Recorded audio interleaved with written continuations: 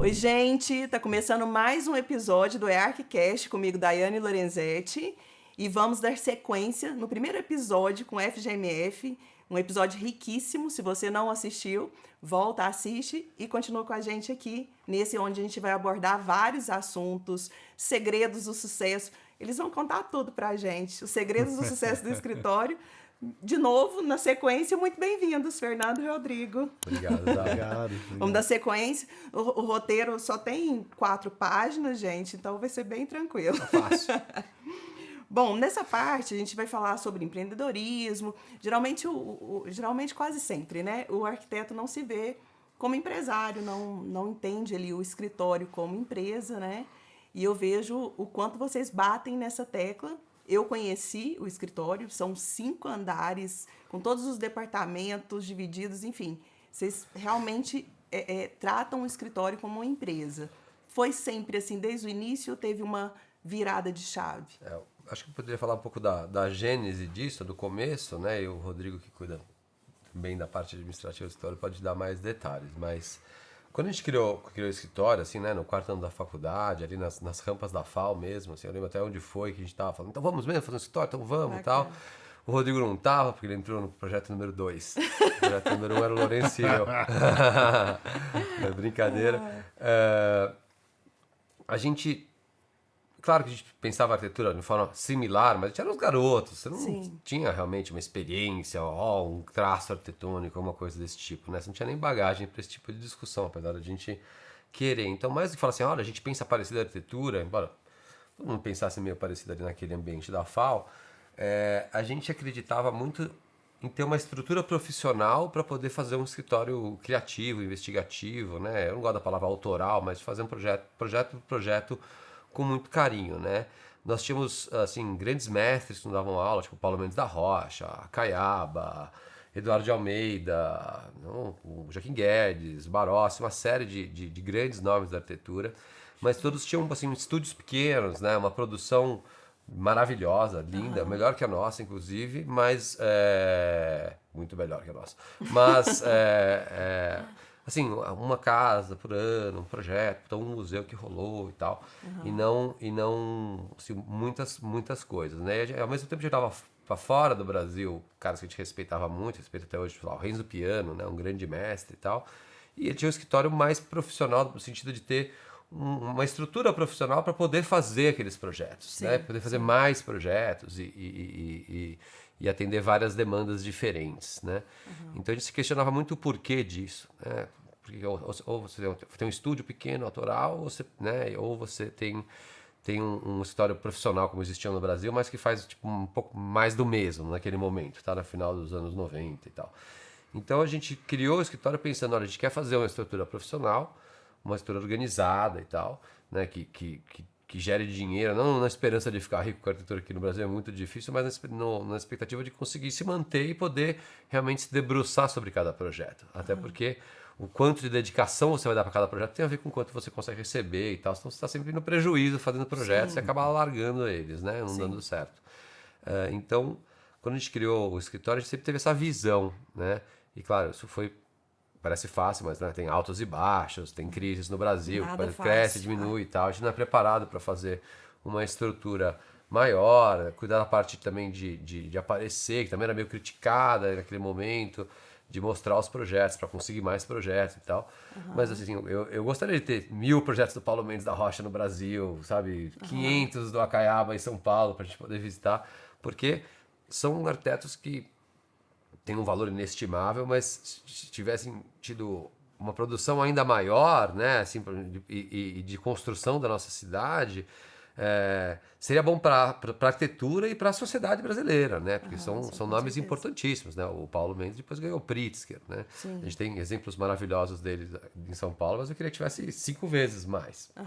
Né? Então, a gente teve sempre essa preocupação em tentar fazer toda uma estrutura para poder dar suporte a gente criar, né?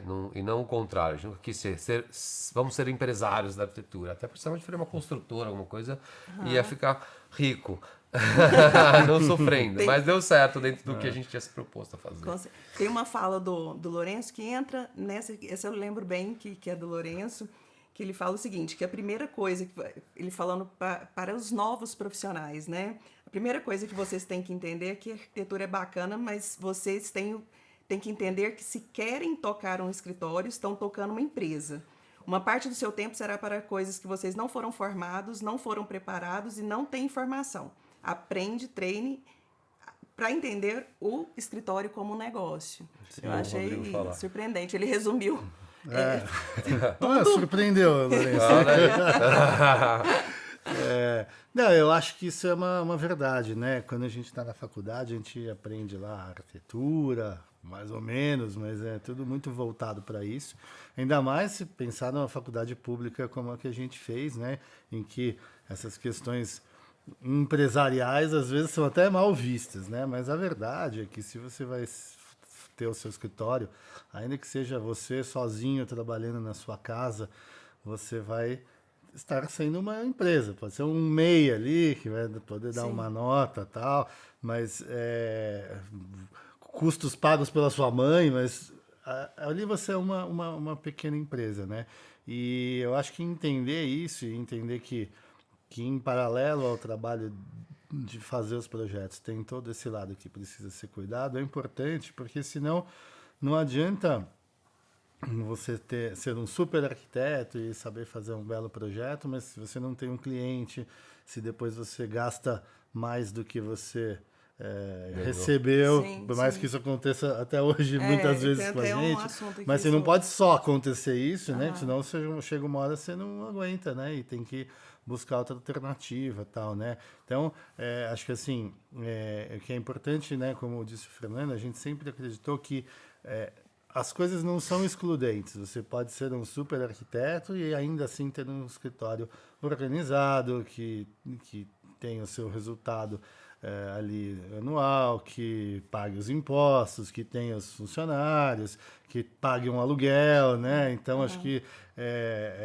dá para ter as duas coisas ao mesmo tempo, né? Acho que durante muito tempo os arquitetos brasileiros, alguns deles, né, fazendo coisas incríveis, meio abdicaram de querer ter uma estrutura maior, fazer mais coisa e tal, e quem fez estava não necessariamente muito preocupado com a arquitetura, né? Eu acho que hoje já a situação é bem diferente, enfim, e acho que a ideia, né, como disse o Fernando, da gente ter um escritório organizado, e a gente nunca falou, queremos ter um escritório de 100 pessoas, ou de 80, ou de 150, foi muito mais assim, ter um escritório que nos permitisse fazer diversos tipos de projeto, como equipe profissional e tal, né? Então, assim... Mas o crescimento foi de forma orgânica, mas vocês tiveram cuidado de ir acompanhando esse crescimento e contratar uma empresa para cuidar de toda essa parte de processos. A gente, na verdade, foi acompanhando isso, né? E entendendo que, assim, a gente não quer ter um escritório grande por ter um escritório grande, mas também se você trabalha sozinho na sua casa, não vão te dar um aeroporto para você fazer. Você precisa ter então, acho que tem um pouco essa intenção de ter um escritório para permitir com que a gente possa fazer todos os tipos de projeto. E ao longo da nossa história, a gente... até sabendo que a gente não tinha todo o conhecimento, né? Acho que a gente foi, em alguns momentos, tendo né, pessoas-chave que nos ajudaram, tal, né? Até cito, logo no começo do escritório, tinha uns amigos do Lourenço, da GV, que estavam fazendo um trabalho, que precisavam de uma empresa pequena para para entender as coisas, né? Ver os processos, ver como é que funcionava, fazer um plano de negócios, etc. Pediram para fazer da nossa empresa e a gente falou, bom, legal, faz, porque a gente quer entender, quer aprender. Então, acho que talvez tenha sido o primeiro momento em que a gente se juntou não para pensar num projeto, mas para pensar no escritório, pensar no como é que ele era, que a gente... como é que a gente pensava tudo isso, e talvez até a gente tenha ficado meio surpreso que a gente pensava de uma maneira meio parecida, assim, né? Isso é muito importante, acho que, numa sociedade, sabe? A gente fazia também sempre anualmente um alinhamento estratégico, ver que deu certo, deu errado, próximos passos, metas e tal. Não só do ponto de financeiro, administrativo, tributável e coisas desse tipo, mas tipo, onde queremos chegar? Estamos alinhados ainda? Estamos. O objetivo é esse, o posicionamento histórico é esse? Então, vamos lá. E qualquer discussão de projeto, eu gosto disso, eu gosto daquilo, não vira uma briga se você tem um plano maior por trás, que estão todos confortáveis e dedicados a isso, né? E mesmo que seja para você falar assim, vou pegar esse projeto para perder dinheiro. Acontece lá no escritório. Tem uns que a gente perde dinheiro de surpresa. Por prazer. E tem uns que a gente fala, puta, vamos pegar essa casinha aqui, ó. O cara vai deixar fazer uma coisa muito louca, o terreno é muito legal. Começamos agora um projeto que foi isso, né? Por a gente, falei, pô, é um cara muito legal, ele quer fazer um projeto, o terreno é muito inclinado e tal. Tem um elevador funicular para fazer o projeto conseguir. A prefeitura não aprovava, o projeto é muito louco. Agora aprovou, a obra começou finalmente há um mês, já faz, sei lá, 6 anos estamos nessa novela. E a gente ficou muito feliz que o projeto vai sair, porque é um projeto com uma expressividade arquitetônica e a gente optou por fazer ele sabendo que a gente ia pagar para fazer. A gente pagou para fazer. Né? Assim, se colocar as horas no lápis lá, eu gastei muito mais do que recebi, né? Mas foi uma coisa que a gente fez pensado. O ruim é quando acontece isso um monte de vezes sem você perceber. Aí quando você vai ver, está quebrado. Né? A gente, no começo do escritório, os primeiros 5 anos, outros escritórios oriundos da FAO também surgiram, tinham uns muito bons.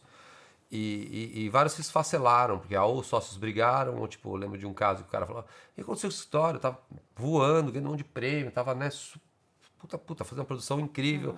Puta, 2 dos sócios tiveram um filho cedo, assim, então o cara precisa de uma grana mensal ali fixa, porque não dá mais para viver ali, né? Tem dinheiro para tomar cerveja no bar ou não, né? Você tem responsabilidades. E aí ele largou e foi trabalhar num outro escritório. Ele falou, pô, mas esse cara é um puta gênio, ele tem que continuar criando e tal. E acabou indo para um outro caminho que dava uma certa segurança, porque no começo dá uma chacoalhada, assim. Então, você ter uma organização financeira é importante até para você conseguir passar dar essa engrenada na montanha-russa aí, na primeira subida, que demora, né? E eu acho que um excelente canal é a sociedade. Pode dar certo, pode não dar, mas você tem essa colaboração, né? Você não faz tudo sozinho, assim. Sim. Porque a maioria dos escritórios que eu vejo de sucesso, os maiores, são com sócios, né? E com habilidades que se complementam, assim. Eu vejo muito isso. Eu acho que o interessante de ter sócio não só na hora do projeto, para se juntar lá e fazer a parte mais divertida da coisa, mas também você tem com quem se dividir as aflições no começo, você não sabe muito das coisas, né? Um acaba se escorando um pouco no outro, e também tem isso, tem essas complementaridades, né? Porque tem uma série de atividades que não são da arquitetura em si, que precisam ser feitas, e que a gente acaba se dividindo, né? Claro que um arquiteto pode pegar e começar um escritório, e aí ele eventualmente contrata pessoas para fazer essa parte que ele não sabe, ou que ele não quer e tal. Mas também não é tão fácil. No começo você não fez nada, você não tem portfólio, você não tem dinheiro, né? Como é que você faz isso? Acho que uma coisa interessante também, né, de falar é que a carreira do arquiteto, né, ela acaba sendo uma coisa longa, porque o arco das coisas, né, dos projetos, ele é muito longo, né? Então, para a gente começar começamos do nada aqui, né? Eu vou pegar, minha tia vai reformar o apartamento dela, tá bom, vamos fazer o projeto, vamos fazer a obra. Até ficar pronto esse processo inteiro, demorou 1 ano. Para a gente conseguir fazer esse virar outro, vamos publicar, demorou mais 1 ano. Aí peguei uma casa, daí 3 anos. Então, às vezes, esse começo, ele é difícil porque você não fez nada, as coisas demoram, né? Sim, não é uma coisa de... Às vezes, design gráfico você faz, 2 semanas acabou, fez lá, né? Tá já impresso na revista. Não, sim, é um negócio muito mais rápido, né? Um negócio demorado, assim, né? Isso é uma coisa muito interessante, que eu acho que é importante o arquiteto ter na cabeça, assim, quem está começando, né? Primeiro, não é um trabalho 9 to 5, assim, né? Tipo, eu vou lá, ganho minha grana e vou embora às 5 da tarde, beleza. Se você está pensando e quer ganhar dinheiro assim, mercado financeiro é outra coisa, não vá para arquitetura. Marketing digital. Marketing digital, não sei. A arquitetura é um negócio assim que você você vive, é um estilo de vida, né? Você está pensando na arquitetura o tempo inteiro, você entra nos lugares, está olhando para o alto, né? Minha mulher sempre... Não, cuidado, você vai ser atropelado. Um monte de arquiteto morre atropelado, né? Fica lá na rua. Quase você foi atropelado hoje. Hoje eu fui atropelado quase. Essa mas história... eu tava errado. E o cara dá um ré em cima de uma Kombi. Aí eu tava olhando um prédio que ele tava fazendo e a Kombi veio pra cima de mim. Mas assim, é uma vivência, né? Porque daí o cliente chega lá e vai falar, eu quero fazer um restaurante. Ele fala, você já foi no restaurante tal da Europa, tal? Você fala assim, pô, você tá começando? Você fala, não, e nem nem poderia ir, né? Então, espera-se uma vivência do arquiteto que é muito difícil, né? Então, a gente faz, por exemplo, um projeto de hotéis que a gente não poderia ficar, assim, né? Bancar, tipo, vou lá ficar lá uma semana, você não ganha o suficiente para bancar lá uma diária de $2.000. Então, mas espera-se que você conheça esses hotéis. Então, é uma situação muito, muito interessante. E o arco que o Rodrigo está falando, que eu acho que é o bacana, né? Então, uma vez que você ama arquitetura, você gosta de viver esse estilo de vida, até 40 anos no mundo, você é considerado um jovem arquiteto. Até 40. Uma vez eu falei para um amigo meu, cara, até 40? Você tá louco? Daí ele falou assim, não, até 40, porque esse arco das obras demora. Ninguém vai te dar um prédio para fazer com 25 anos de idade, sabe? Raríssimas exceções, né? Você vai conseguir chegar no auge da sua produção do arquiteto, assim, no mundo, aos 72 anos. Né? Então, pegou lá o Frank Gehry, fez lá o Bilbao, 72, 73 anos de idade ele tinha, né? Que é o auge da carreira, que daí apareceu um monte de projeto depois disso. O que é bacana, porque você também fica relevante até a sua velhice, né? Ao contrário de outras carreiras, que assim, publicitário, o cara dá uma porrada até os 30 anos, virou dono de agência, ou tá voando, ganhou cane, ou ele começa uma descendente, né? O mercado financeiro é um pouquinho mais longa, médico um pouco mais longa, advogado também, mas tem carreiras que são muito... Ou você estoura agora ou acabou. Já o arquiteto não, mas é longo, mas é constante, né? Então, para quem gosta, sabe, eu vou ver a vida inteira. Eu nunca vejo um arquiteto falar assim, quando me aposentar e tal, não sei o que aposentar. Não tem aposentar. Todo dia você fala, quando você se aposentar, quer aposentar? Eu não vou. Eu vou trabalhar até morrer. Eu quero trabalhar daí menos, projetos mais especiais, coisas mais legais. Mas não para, né? Sim. O Paulo Mendes, por exemplo, não parou até morrer, nem os nossos professores. Niemeyer, 105 anos. Não, esse aí, então, eu já nem falo, né? Mas... E, gente, as atribuições, assim, hoje são, inclusive, uma curiosidade sobre o volume de projetos que acontecem simultaneamente no escritório e como que vocês, vamos dizer, se a função de cada um pouquinho... Eu sei que vocês atuam em tudo, mas... o Rodrigo fica mais na parte administrativa, o Fernando mais no marketing. A gente tem uma divisão básica, assim. Os projetos a gente faz todos em conjunto, mas cada um gere um projeto, né? Então, por exemplo, a gente... sei lá, por exemplo, o Ideas Árvores é um cliente que eu costumo atender, né? Já fez 3 prédios com eles. Então, eu sou ponto de contato com a empresa e eu sou ponto de contato com a equipe do escritório que cuida desse projeto, que vai mudando ao longo do tempo, entra, sai gente, aumenta, diminui a equipe, dependendo da fase do projeto. Certo. Então, toda a criação foi feita em conjunto, mas depois o dia a dia do projeto se estende por anos, eu que sou o responsável, assim como o Rodrigo e o Lourenço. Para dividir esses projetos, a gente faz uma matriz, tá? A gente faz tipo fácil, médio, difícil, muito difícil, impossível, sei lá. Divide e fala, eu tenho 5 fáceis, 3 difíceis, um muito difícil, impossível e tal. Os próximos 2 são teus porque eu tô muito carregado e tal. Então, a gente organiza assim, claro, às vezes tem já, é um cliente que o Rodrigo já atendeu 2 vezes, não vou eu entrar agora e tal. Então, a gente tem essa divisão de projetos, né? Então, sei lá, eu passo vendo lá na tela um projeto que... participei da criação, vi, mas falei, mudou isso aqui e tal, não viro para o cara e falo, não, muda isso. Eu falo, Rodrigo, mudou lá, eu vi, ele falou, é por causa do cliente e tal, mas só vai ser assim. Ou o Rodrigo traz para nós 3 vermos alguma questão que mudou de forma drástica. Então, todos os projetos a gente está por dentro, às vezes a gente sabe, qual que é o piso da entrada do hall do prédio. Eu não sei, mas também não dá para saber cada detalhe de cada coisa, porque fica loucura. São muitos projetos, né? A gente tem Mas uns confia, 70 entendeu? projetos, mais ou menos, atualmente, em desenvolvimento, escritório, entre... Sei lá, acho que viu, 70, 90, tem um stand-by, sabe? Ele para, ele Então, volta e essa tal. é a curiosidade, né? Assim, é um volume gigante. É um volume bem grande e tal. É um volume bem grande no escritório. Isso tirando... Ou seja, olha pra cá e fala, tem que amar mesmo a arquitetura. Tem que gostar. Tem que amar. Isso sem contar projetos dentro de projetos, né? Porque a gente tem, tipo assim, tá fazendo o prédio, mas vamos fazer o interior, isso é com outra equipe. É o mesmo projeto, sabe? Então, às vezes tem, tipo, o projeto, esse negócio, aí você faz um móvel para esse projeto. É um projeto dentro do projeto, dentro do projeto. Aí é um projeto só que a gente considera. E aí a gente tem outras partes do escritório que não a criação e o desenvolvimento dos projetos, que são a parte financeira administrativa, que tem uma equipe e tal, e o Rodrigo é o responsável por isso. Tem a parte comercial, que o Lourenço é mais responsável. Todo mundo faz um pouco, mas o Lourenço tabula as coisas e mostra as projeções e tal.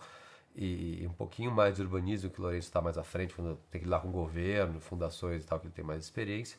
E eu cuido mais da parte de comunicação, que daí envolve a assessoria de imprensa, fotografias dos projetos, combinar vir aqui com você, enfim, uma série de coisas assim que estão nas redes sociais, gente, coisas ligadas à imagem do O escritório. Fernando cuida pessoalmente de tudo.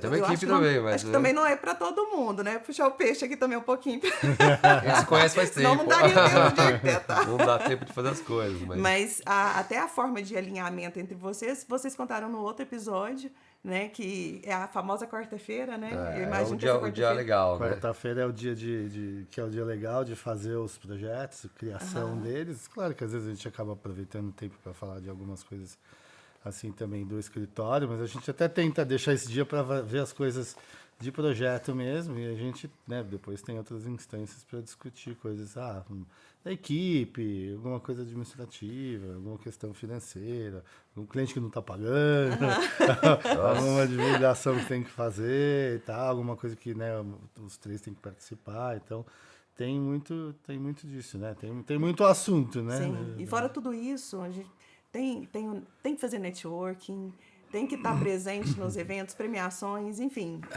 Trabalho sem... Tem que gostar. Tem que gostar dos amigos, dos colegas. Tem que Essa questão do networking, eu vejo muito, que é muito da arquitetura, o arquiteto, ele está sempre em rodas, eventos, só de arquitetura.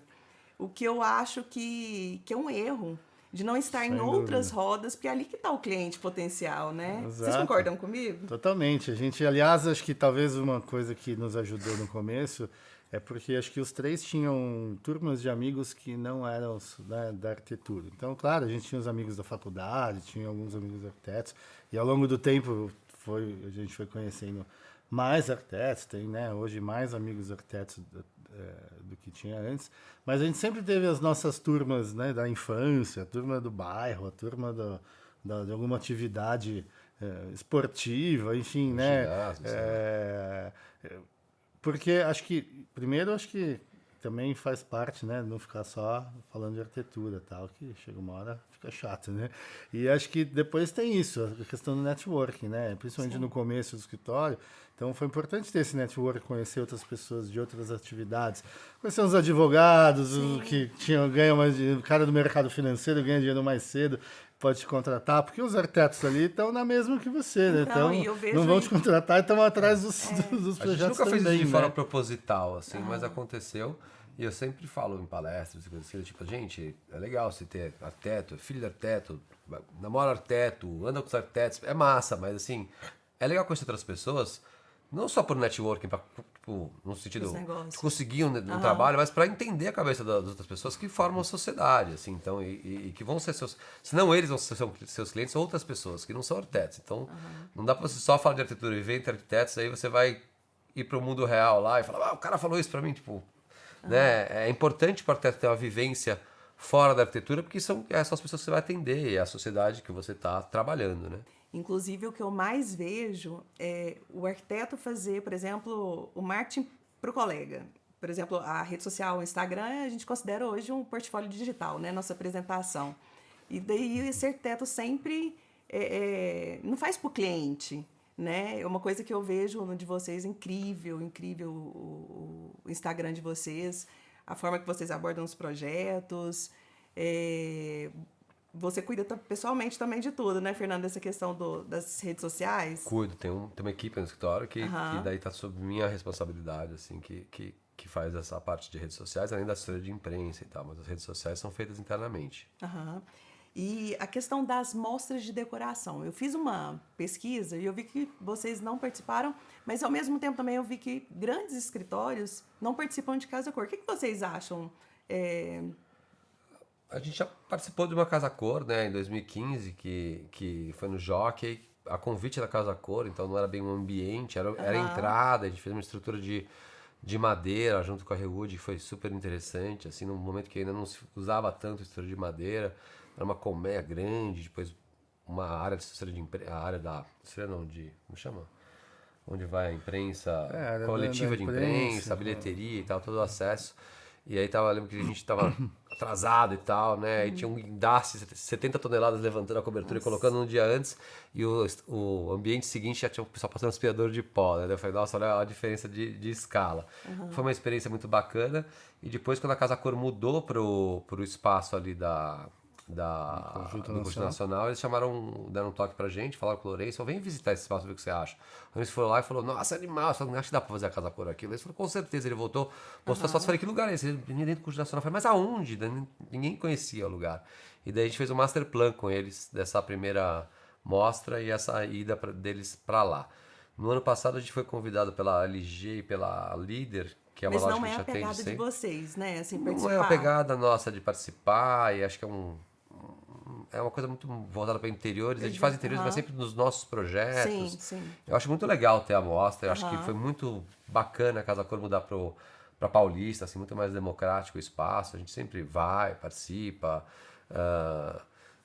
né, dá pitaco lá nas coisas e tal, mas não é muito nossa pegada de fazer mostras em geral, assim. E a gente tá sempre super ocupado também, a gente pensa nisso e fala, nossa, meu Deus. Isso demanda uma loucura. dedicação grande, tudo sendo feito muito, muito rápido, tudo ao mesmo tempo, né? Aquela bagunça, então a gente acaba não participando diretamente assim, mas semana passada eu estava fazendo um talk lá, a gente tem uma relação muito boa com toda a equipe lá da Casa Cor. A gente declinou o convite do ano passado, da LG, da Líder, porque não dava tempo de fazer e tal, mas eventualmente a gente pode fazer, só que não é uma parte estratégica do escritório.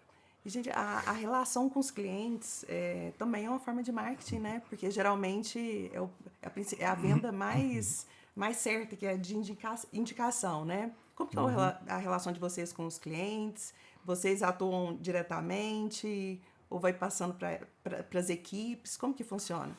Não, a gente atua diretamente, né? Com certeza, essa indicação de um cliente para o outro e tal acaba sendo muito efetivo porque o cliente já vem meio vendido pelo amigo que tem uma certa credibilidade com ele e tal, né? Principalmente nas questões projetos residenciais e tal, acaba sendo muito assim, né?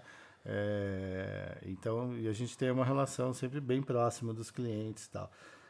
Às vezes, dependendo do tipo de projeto, acaba, né, sendo, às vezes, uns edifícios, você tem uma incorporadora, uma empresa grande, que não é o dono necessariamente que fala toda hora com você, tem uma comunicação grande de uma equipe com a outra e tal, mas a gente sempre fica próximo, assim, né, mesmo durante o desenvolvimento do trabalho, que tem os gerentes, os coordenadores que estão muito próximos dos clientes e muitas vezes fazem reuniões sem a gente, porque a gente não consegue estar em todas as reuniões de todos os projetos, né? Mas a gente está sempre por perto, seja na reunião com ele, ou às vezes a cada algumas reuniões a gente aparece, ou a gente fala no telefone, mas não está pessoalmente, enfim, e fora todo o tempo que a gente está no escritório vendo o projeto que o cliente não está vendo que a gente está lá olhando esse projeto. Mas assim. E geralmente quem cria não vende, não gosta de vender. Vocês que fazem esse papel, como que funciona a parte de vendas de vocês? De proposta comercial, antes de começar o projeto? Na verdade, a captação, né? Do então, cliente. O cliente hoje já vem até vocês, hoje né? Mas parte antes. espontânea, assim. Antigamente a gente fazia uma coisa mais ativa. O Lourenço, sobretudo, era responsável por essa parte, né? Dentro da nossa divisão, de bater na porta do incorporador e tal, e mostrar. Mas sempre foi pintando o trabalho e algumas prospecções mais ativas, assim, de bater na porta e tal, né? E atualmente, com a idade, você começa a ter uma rede de relacionamentos, não só de pessoa física, né? Que é seu amigo, ou que se conhece, ou que te segue no Instagram, mas também de empresas. Era engenheiro da incorporadora tal, fizemos um trabalho, gostou muito, foi para outra, chama e assim vai. E além de um portfólio mais vasto, sabe, né? Uma certa fama que eles chegam de forma mais espontânea hoje em dia, mas está muito ligado a aparecer em matérias, registrar os projetos, fotografar com um profissional bacana, muito bem aparecer feita. nas redes sociais e tal. Nós temos muitos ouvintes, arquitetos novos, né? Novos arquitetos, e que assim, formei, e aí? Né? Para onde que eu vou, o que eu faço? Inclusive, no outro episódio a gente falou sobre uma dor latente, que é a precificação. Ninguém sabe como precifica. Vocês podem dar um conselho, uma dica para esse profissional que está se formando, não sabe para onde que vai, como que ele vai vender, como que ele vai precificar? Como é que é? Eu não sei. Eu achei que você ia falar pra gente como faz isso. É uma coisa bastante difícil, né? É difícil. Assim, a gente usa no escritório, na verdade, um cálculo por horas de trabalho, tá? Então, a gente usa uma coisa chamada método Maffei, que ainda existe esse curso, que você coloca lá custos diretos, indiretos, impostos, tá, hora de trabalho para fazer cada etapa do projeto e sai com um valor final baseado em horas de trabalho, horas suas, do arquiteto que trabalha com você, do estagiário, enfim, depende do porte do escritório, que eu acho uma coisa bacana de pensar. E quando você pensa em metro quadrado, é uma coisa meio tola, na minha opinião, embora seja muito comum no mercado, até porque você fala assim, uma casa de 200, uma casa de 400, o trabalho é quase o mesmo, entendeu? Não tem sentido ser uma custar o dobro da outra. Mas além né? do trabalho também tem o posicionamento da marca, né? Tem o posicionamento de isso vai marca, vai exatamente. gerando valor. Com certeza, Com certeza. não só isso, mas o tamanho do escritório. Quer dizer, Eu vejo muito esse valor, esse preço, né? O preço é o que você cobra, o valor que você entrega, mas eu vejo muito isso ligado à publicidade também. Também, não acho que- existe um parâmetro assim, são eu acho que a coisa de né, redes sociais, marketing, fama e tal, ela ajuda com duas coisas. Com certeza, no valor, no sentido de a pessoa respeitar e entender que você custa isso e tal. Às vezes você tem uma história muito grande, então você tem um preço de saída mais alto do que tem uma história pequena e tal. Ou não dá para fazer um projeto pequeno, porque não cabe dentro de uma máquina que está rodando projetos grandes e coisas assim, mas tem mais valor, né? A pessoa entende o valor do seu projeto. E em segundo lugar, ela te dá mais liberdade projetual, que é algo que a gente sempre buscou muito. Então, ter o cliente que vai... A gente fala, já sei o que eu quero isso aqui, não sei o que, não sei o que a gente acha ruim. Não, eu não vou fazer. Quero um neoclássico aqui, não vou fazer. Né? A gente faz o que a gente acredita, então também tem que dar match com os clientes. Já aconteceu, por exemplo, uma vez que estava fazendo um prédio lá em Higienópolis e tinha feito estudo e fechado os custos e o fundo ia comprar o prédio inteiro, tá tudo meio certo, todo mundo feliz com o projeto. Tinha um cara que era mais encrencado, ia todo pré-moldado, e um dia ele me ligou e falou, olha, Fernando, a gente está discutindo muito aqui no projeto, está avançando e tal, mas olha, você está muito preocupado com o entorno, da relação com esse prédio com os vizinhos, com a praça, dele ser bonito, com a calçada, com os moradores e tal. Eu falei, tô mesmo, né? E ele falou assim, eu quero empilhar os andares e fazer o prédio mais barato possível. Eu falei, então acho que a gente está com valores diferentes, né? Propósitos diferentes. Sim. Acho que então é melhor a gente terminar por aqui como amigos, né? Eu falei, acho que sem dúvida, né? eu- Eu realmente não concordo com ele e ele não concorda comigo, então para por aqui, o sabe? famoso demitir o cliente. Ah, né? já aconteceu algumas vezes. Tem né? que ter isso, né, gente? Tem que que ter. ter. Às vezes fala assim, não tá Não, dando certo, né? Ainda bem que é um percentual bem baixo nosso. Mas eu acho acontecer bacana isso. vocês, como um dos maiores escritórios do Brasil, falar que acontece isso com vocês também, Acontece. né? Acontece. Sim. Eu acho que assim, hoje em dia, né, como a gente já tem uma estrada mais longa, é muito mais comum dos clientes virem falar com a gente porque eles querem coisas diferentes, querem um projeto, né, mais ousado, uma coisa inovadora e tal.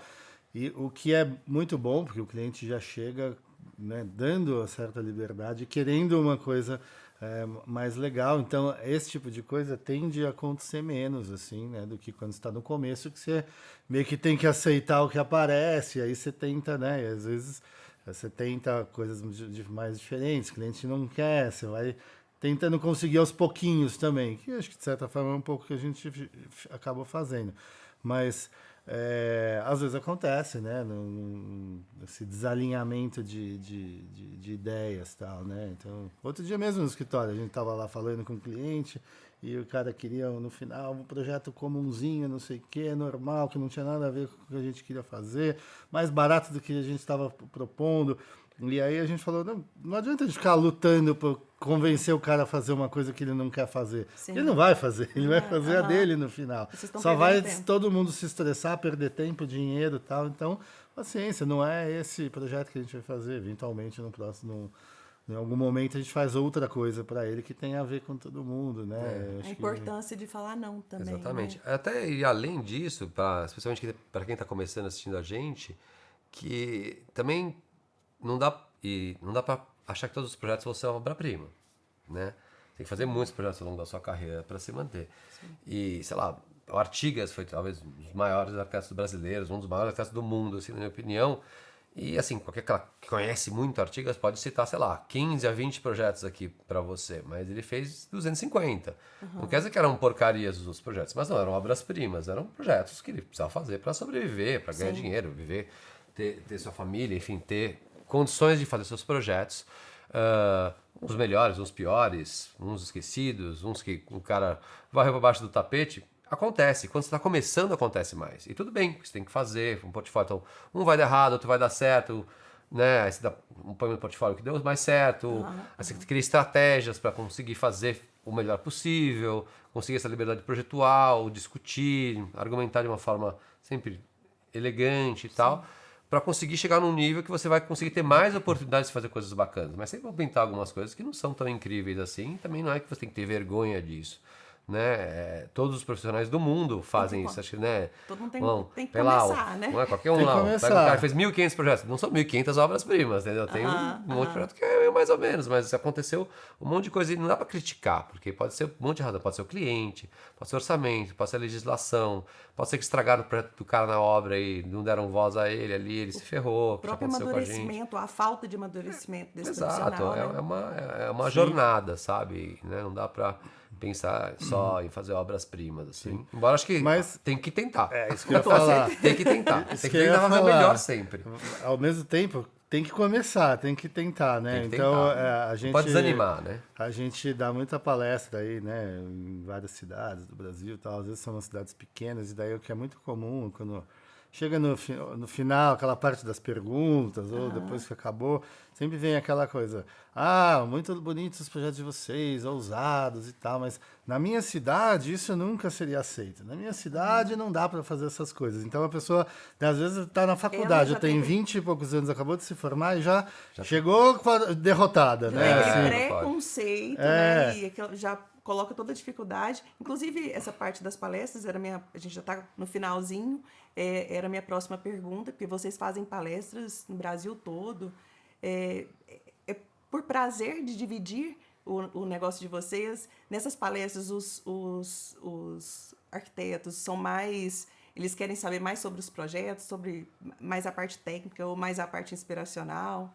Acho que a gente dá bastante palestra, realmente a gente gosta de realmente de dividir um pouco do que a gente aprendeu, ouvir um pouco e aprender também, né, com as pessoas dos outros lugares, de outras realidades ou idades e tudo mais.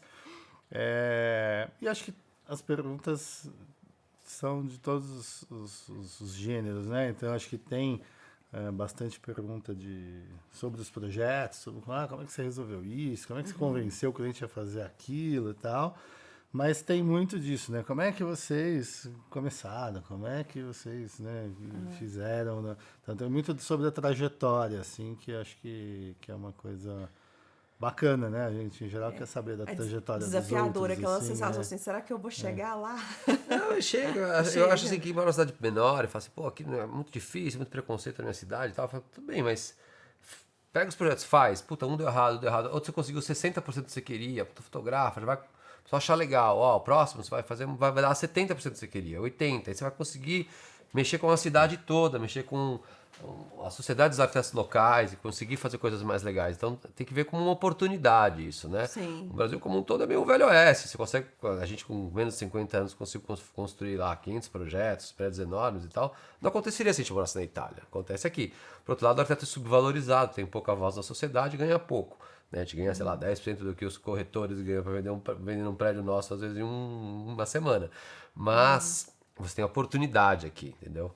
Então, acho que tem que olhar os problemas e falar, não, beleza, mas é a longo prazo. Não adianta falar assim, eu quero resolver aqui e virar, né, famoso e todo mundo da cidade vai me contratar e fazer o que eu quero em 3 anos. Não vai acontecer, né? Sim. É uma mudança que você tem que fazer, de preferência com um grupo de pessoas, de arquitetos alinhados para fazer esse tipo de coisa. E a arquitetura, uma das funções principais é a inovação, né? Se ele não consegue ali já inovar de cara, provavelmente tende a não conseguir aí prosperar na profissão. Né? Eu acho que essa ideia de tentando, né, ainda que você consiga de pouquinho em pouquinho propor coisas diferentes que existem lugar, naquela cidade.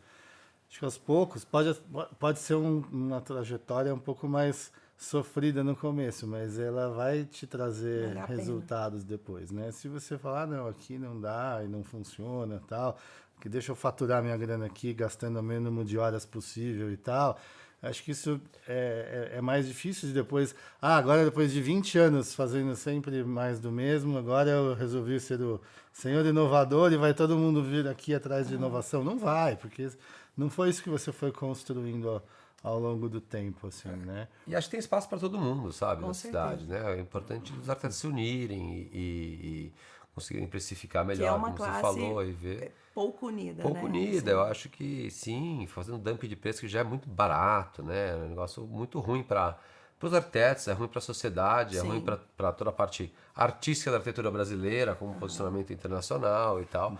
Acho que a gente tem excelentes arquitetos, uma arquitetura de altíssima qualidade, talvez as casas mais, parte residencial, unifamiliar, das mais interessantes do mundo. E acho que a gente tem que levar isso para fora, né? E mostrar isso, unir como classe. Mas é uma classe também muito sofrida, dolorida, né? De ter sido colocado para escanteio nos anos 70, 80, 90, né? Ficou aquela coisa do...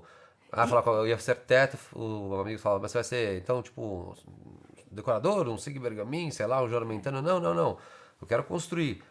Então eu tô tipo Niemeyer. Eu falei, pô, do Niemeyer até esse Sig Bergamin, cadê o Paulo Mendes da Rocha? Cadê todo mundo? Até pouco então as tempo pessoas não ainda conhecem, entendeu? Era considerado um artigo de luxo mesmo. O arquiteto era só para pessoas Não, mas não riquíssimas. é, né? O arquiteto Não- faz tudo. Quem faz as ruas da sua cidade é o Sim. arquiteto. Quem fez lá o condomínio que você mora, o prédio que você mora, a casa que você vai, é o arquiteto. Quem fez lá o restaurante que você vai à noite, né, namorar, o jantar, é um arquiteto. Com certeza. Né? Então, é super Já importante. mudou muito, mas eu vejo o quanto ainda tem que mudar. E esse é o muito. papel da plataforma EAR, que a gente sempre está buscando trazer esses assuntos para tentar ajudar, de alguma forma, esse profissional a prosperar É isso, e viver mas de arquitetura. E não só o profissional, acho que tem que né, informar a sociedade como um Sim, todo. Né? sim. Isso que é importante da importância da arquitetura. O pessoal vive da arquitetura. Então, Eu tinha não é uma coisa um secundária. tio, agora você me fez lembrar de uma história que ele falava assim, quando você for construir casa, você tem que construir duas. Uma para os palpiteiros, outra a casa definitiva.